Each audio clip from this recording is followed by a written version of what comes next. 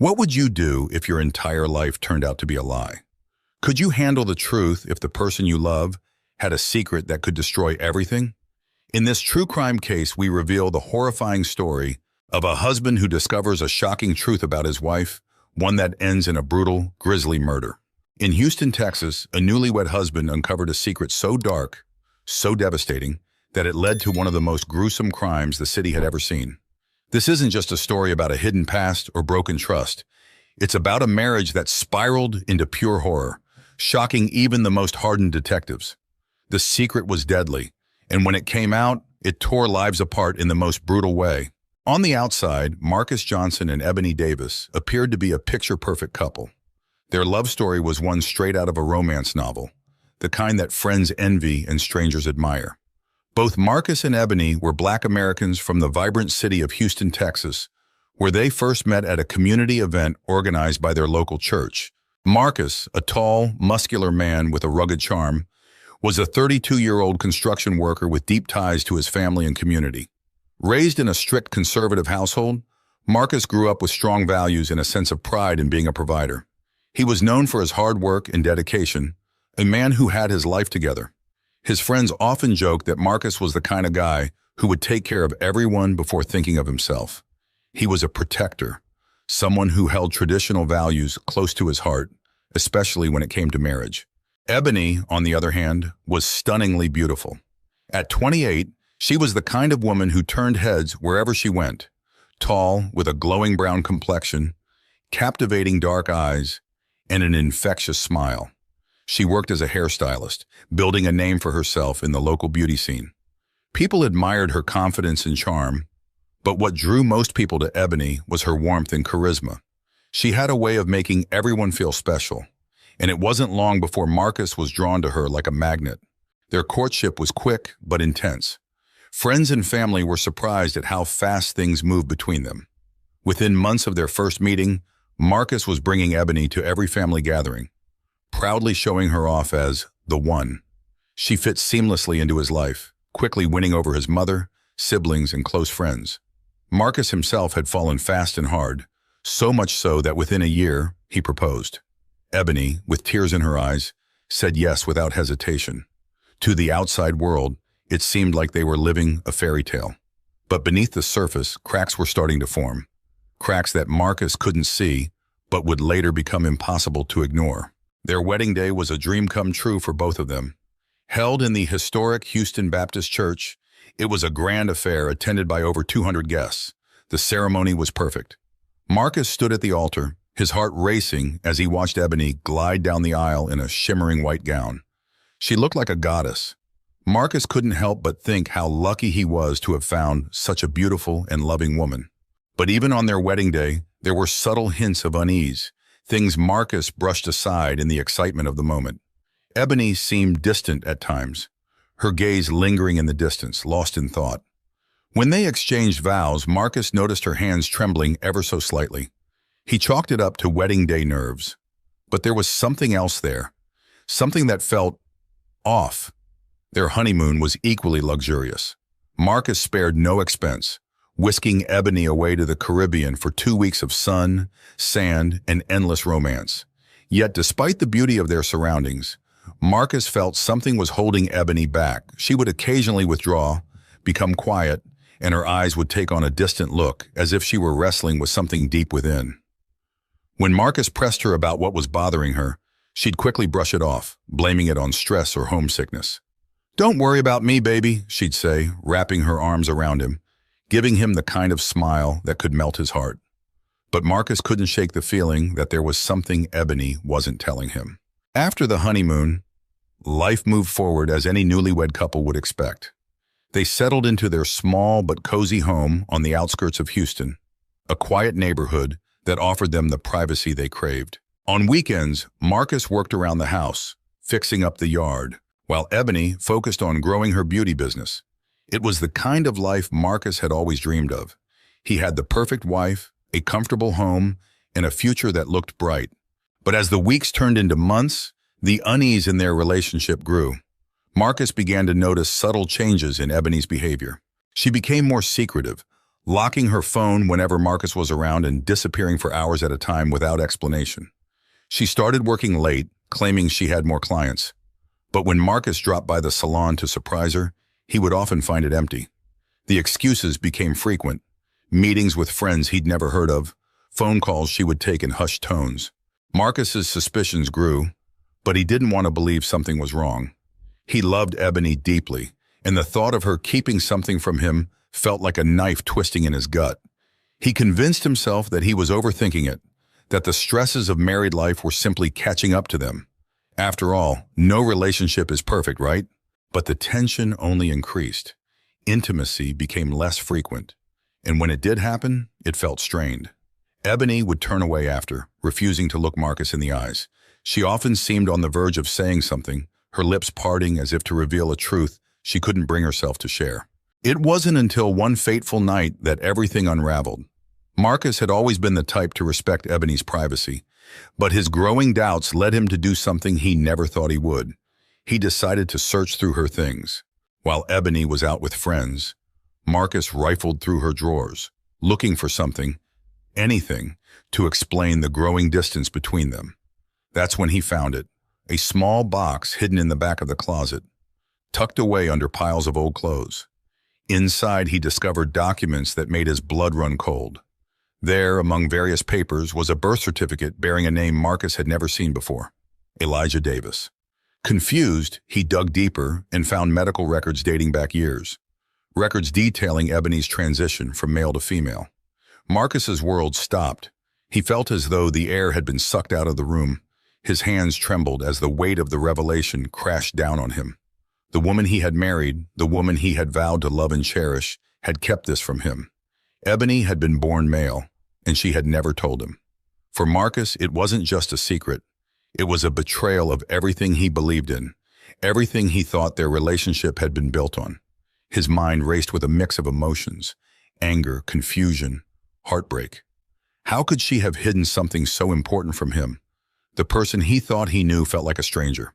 This discovery would prove to be the first domino in a chain of events that would end in unimaginable horror. What Marcus didn't know at that moment was that his feelings of betrayal and anger were about to spiral into something far darker, something violent and deadly. Marcus sat in stunned silence, staring at the documents spread across the bed. His mind raced with questions, but no answers seemed to come. How long had Ebony been hiding this? How could she have deceived him about something so fundamental? For hours, Marcus remained in the house alone, the quiet ticking of the clock on the wall only amplifying his growing rage and sense of betrayal. When Ebony finally returned home that evening, she was greeted by the sight of Marcus sitting on the edge of their bed, her most intimate secret laid out in plain view. The moment her eyes fell on the documents, her face drained of color. She froze in the doorway, her hand tightening on the doorknob as though she were preparing to run. "You lied to me." Marcus's voice was barely a whisper, trembling with rage. He stood slowly, holding the papers in his hand like evidence of a crime. "Who are you, Ebony?" "No, what are you?" Ebony's heart sank as the reality of the situation hit her. She had always known this day might come, the day when her past would catch up with her. But she never imagined it would happen like this. She had hoped to tell Marcus in her own time, in her own way, but fear of losing him kept her silent for too long. "Marcus, please. I was going to tell you, I swear I was. But I didn't know how. I love you. This doesn't change who I am, who we are," she pleaded, stepping cautiously toward him, her eyes filling with tears. But her words only fueled the fire inside Marcus. "Doesn't change who you are? You've been lying to me this whole time, Ebony." His voice grew louder, more frantic, his mind struggling to process the shock. "You tricked me into marrying you. Do you know what you've done? I gave you everything. My love, my loyalty, my life. And this whole time you've been lying to me about the most basic thing, who you really are." Ebony's tears streamed down her face, but she held her ground, desperate to make him understand. "I didn't tell you because I didn't want to lose you, Marcus. You mean everything to me. I thought if you knew, you wouldn't love me anymore." Marcus's face twisted in fury. "You thought right." He spat the words with venom, his anger spiraling out of control. His mind was a whirlwind of betrayal, disgust, and confusion. The room seemed to close in on him, his once beloved wife now feeling like a complete stranger. The argument grew more intense with every passing minute. Marcus's anger was like a live wire, unpredictable and volatile, while Ebony was trapped between trying to explain herself and fearing what Marcus might do next. She had never seen him like this, so out of control, so full of hate. As Marcus yelled, pacing back and forth across the room, Ebony's heart pounded in her chest. She could see the rage building inside him, and it terrified her. "Marcus, please, just calm down. We can talk about this. I'll answer any questions you have. Just please, don't do anything rash." But Marcus wasn't hearing her anymore. In his mind, everything he had built with her had been a lie, and he couldn't think straight. All he saw was red, his hands clenched into fists, his breath quickened. "Calm down," he barked. "You've been lying to me for years, and you want me to just calm down?" In a blind moment of rage, Marcus stormed into the garage, his eyes landing on a hammer. Without hesitation, he grabbed it, returning to the house with a chilling determination. As Ebony stood frozen in the bedroom, her eyes wide with fear, Marcus approached with the hammer in hand. Without warning, he swung the hammer down with brutal force. Ebony screamed, trying to shield herself. But Marcus was relentless. Blow after blow, he struck her with a terrifying fury. Her cries for mercy drowned out by his blind rage. The walls of their home were soon splattered with blood as Marcus continued the savage assault. The brutality of the attack was so severe that detectives later described it as one of the bloodiest crime scenes they had ever encountered. But Marcus didn't stop there. Marcus dragged Ebony's lifeless body into the bathroom. His mind spiraled deeper into madness as he grabbed a knife from the kitchen drawer. The rage had taken full control now, any sense of humanity gone. He began to mutilate her body, slashing and cutting with reckless abandon, disfiguring her beyond recognition. By the time the authorities arrived, Ebony's body was barely identifiable, her face and body marred by Marcus's unhinged brutality. When the police finally broke through the door, the scene they encountered was nothing short of a nightmare. Blood soaked the walls and floor, and in the middle of the room, Marcus sat, covered in blood, staring blankly at the scene he had created. His expression was one of haunting disbelief and madness, as though he couldn't comprehend the horror he had just unleashed. In a daze, Marcus grabbed his phone. His hands shook as he dialed 911, the weight of what he had done settling in. I killed her," he whispered when the operator answered. His voice was hollow, devoid of emotion. The operator tried to keep him on the line, asking for details. But Marcus could hardly form a coherent thought. All he knew was that his life was over. When the police arrived, they found Marcus sitting on the floor beside Ebony's lifeless, mutilated body, his face stained with tears, his hands covered in her blood. The man who had once been a proud, hard-working husband was now a broken shell, consumed by the weight of his actions. The news of Ebony's death sent shockwaves through their tight-knit Houston community. As the media picked up the story, the gruesome details of her murder and her secret were revealed, sparking a nationwide debate. Some painted Marcus as a man betrayed, while others condemned his actions as nothing short of monstrous. But in the end, nothing could bring Ebony back. What had started as a secret, kept out of fear, had ended in a brutal, grisly murder. When the police pulled Marcus from the blood-soaked floor of their suburban home, the full gravity of the tragedy became immediately apparent. Neighbors stood outside, horrified whispers floating in the humid Houston air. Blue and red lights bathed the scene in an eerie glow, reflecting off the shattered lives inside. But Marcus, still covered in Ebony's blood, seemed detached from reality, his blank eyes staring ahead, as if he couldn't fully comprehend the nightmare he had created. The detectives who arrived on the scene were seasoned professionals, but nothing could prepare them for what they saw that day. Ebony's mutilated body was unrecognizable, lying in a pool of blood in the bathroom. The walls, once pristine, were now a grotesque canvas of violence. The entire house seemed to echo with the horror of what had taken place. A home that once symbolized love, now forever stained by death and betrayal. At the police station, Marcus sat in an interrogation room, his blood-stained clothes removed, replaced by a simple white jumpsuit. Yet no matter how much he was washed, the horror of that day lingered on his skin. Hours passed as detectives tried to piece together what had driven him to such unimaginable brutality.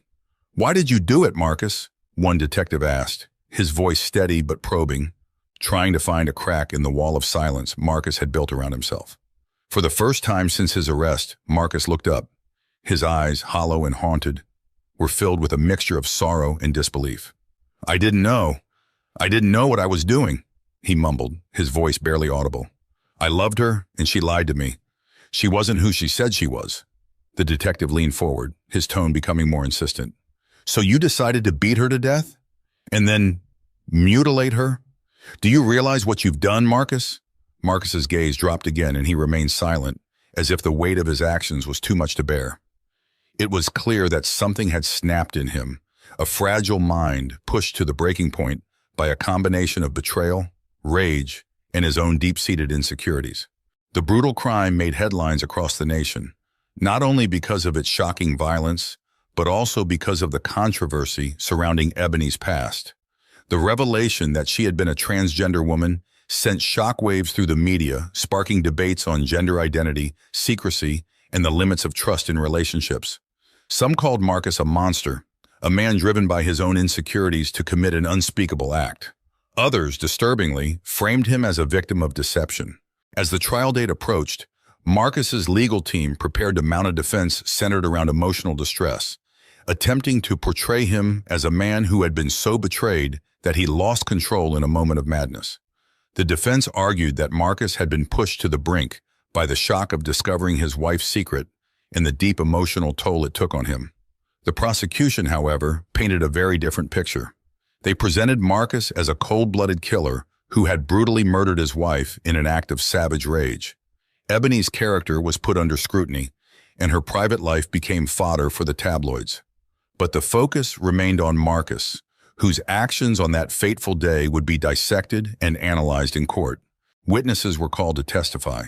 Friends and neighbors described Marcus and Ebony as a happy couple, though some noted that Marcus had always seemed a bit controlling.